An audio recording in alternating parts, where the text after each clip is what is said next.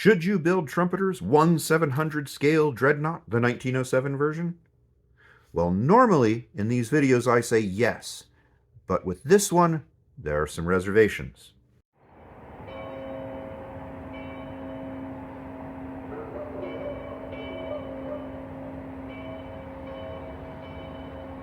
So, of course, the Dreadnought is an incredibly important ship in naval history. It was groundbreaking in numerous respects, and if you believe Robert K. Massey, it was one of the more important causes of World War I. So in my mind, the question isn't should you build a model of the Dreadnought? Of course you should. The question is, should you build this model of the Dreadnought? Well, it is fun and beautiful, but probably not for the beginner, and there are some important factors to consider as well. First off, I do think that this is a great little kit, and the price isn't terrible. I got mine from Scale Hobbyist for like $40, and I do think that's fair if it's not a screaming deal. It is well detailed, the mold is clean, and there is very little flash, and almost everything fits well. Almost everything. It comes with the option to do full hull or waterline. I think the option is nice. If you want to do a diorama or display, it gives you the choice. But I had some trouble getting the hull halves to fit properly, and I had to use a good deal of putty to get rid of an ugly overhang. I've had similar problems with other kits I've built that give the option for full hull or waterline, so it may be common to all kits with that option, but it is annoying nonetheless. The tripod masts were also pretty finicky, so I would recommend lots of delicate dry fitting before committing with glue. If you've been watching my channel for a while, then you know I'm prone to making dumb little mistakes. And if that describes you too, then be sure to spend some extra time on this step to make sure you've got things done properly. The kit comes with 2 small frets of photo etch, which is a great touch and adds that lovely level of detail. However, you can't build the model without using the photo etch. That is, there aren't any plastic parts they replace. It's just the photo etch or nothing for certain important pieces, like the bridge. The photo etch can also be difficult to bend into the proper shapes and manipulate properly. And there are some long, slender pieces that are really easy to ruin if you're not careful. So if you're a beginner, or you have never used brass photo etch details, be aware that you'll be getting into it with this build. One thing I thought was pretty strange, and something that I was pretty disappointed about, was that there was no photo etch railing included in the kit.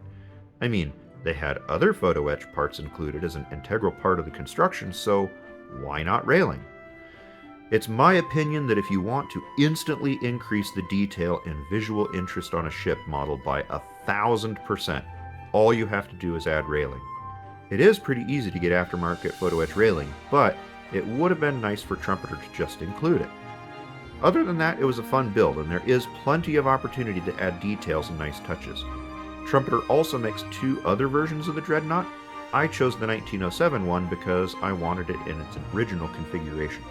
But Trumpeter also has versions that reflect the 2 major upgrades it went through in 1915 and 1918, so you may want to research which version you'd like to represent before embarking on the build. The stand you see in the photos is not included. I just used 2 brass drawer knobs and routed a piece of red oak to make it. I think it looks okay, but in the future I might try to find something better than drawer knobs. As for flags, the kit only comes with 2 white ensign flags and 2 Union Jack flags in waterslide decals, which I thought was insufficient. So I hand painted a bunch of signal flags to deck it out. If you want to see my method for making signal flags, let me know in the comments, and I can make a video for that if you'd like. I wanted this kit to honor Admiral Fisher and his role in the development of the Dreadnought, so on the signal halyards I hoisted Fisher and 1907. Or at least I think I did. I did an internet search to try to spell it out, and I'm not sure if it's accurate to the British signal books of 1907. If you happen to be a midshipman in the Royal Navy in World War I, you can let me know how well I did. I also, of course, added the railing and rigged it with Infini Models rigging material. So, that's the Dreadnought. It's not a bad little kit, but I do think you should know what you're getting into before you buy it. If you don't mind sanding and puttying and are familiar with, or at least not adverse to, photo etch details, then I think you should have a good time and end up with a pretty cool model. Now, if you did build this kit, or one of the other versions that Trumpeter made, let me know how it turned out. I'd like to hear your experience too. And finally, if you're enjoying these videos, feel free to like and subscribe. And if you're not enjoying them, I guess kudos for making it through the whole thing. But certainly leave me a dislike if you think I deserve it, but also let me know why in the comments. If there's something I can improve on, I'd like to do that. With that said, I hope you found this helpful. I wish you joy in your lives, and I'll see you again soon.